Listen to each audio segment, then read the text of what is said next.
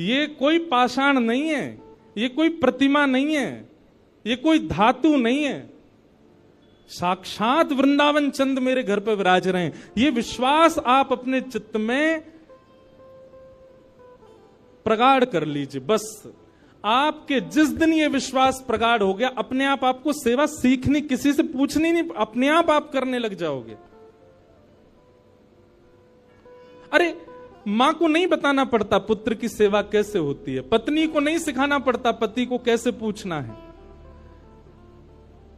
सारे संबंध हम अपने आप सीख लेते हैं। तो ठाकुर जी से जो हमारा प्रेम भाव है, उसके लिए हमको पूछना क्यों पड़ता है कि कैसे करें, भोग कैसे लगाएं, सुलाएं कैसे, ये कैसे करें। शास्त्रीय बात पीछे है, पहले आप प्रेम भाव में तो आओ। ठाकुर जी अपने आप सिखा देंगे अपनी सेवा कैसे करनी।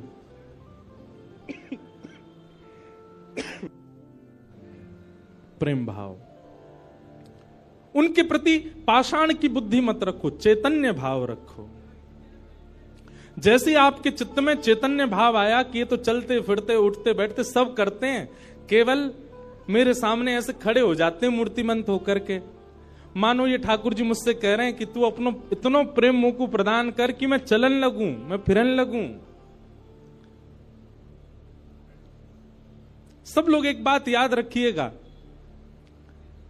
जिसके भी घर में ठाकुर जी की सेवा है, ठाकुर जी हमको चैलेंज करते हैं, अगर तो में सामर्थ्य हो तो अपनी भक्ति से, अपने भाव से, अपने समस्त प्रयासों से तू मुझे चलवा के दिखा दे, तू मुझे बुलवा।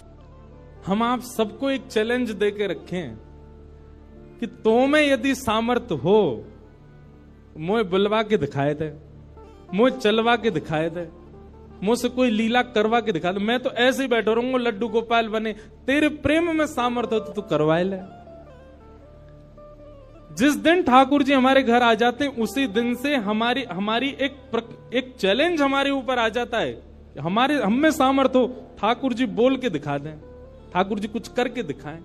लेकिन हमको भी संतुष्टि है, ऐसे हैं तो ऐसे ही बैठे रहें, हमको लगता है ऐसे ही रहें, इससे ज्यादा कुछ करें नहीं। इसलिए ठाकुर जी को भी लगता है जब इसके चित्त में ही भाव नहीं है तो मैं और लीला क्यों ही करूं। चैतन्य भाव चित्त में लाओ।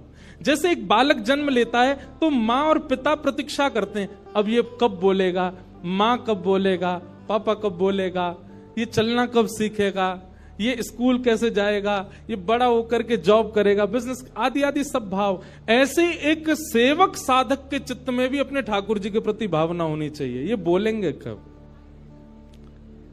हम एक बधाई गाते हैं ना नंदोत्सव में, उस बधाई में एक पंक्ति गाते हैं, धन्य घड़ी जब होए यशोदा मैया कह के बोले, नूपुर बांध दो चरणन में घुट मन डोले, नूपुर बांध दो चरणन में घुट मन डोले, पकड़े बाबा की उंगरिया तेरो ललना, जुग जुग जीवेरी यशोदा मैया तेरो ललना।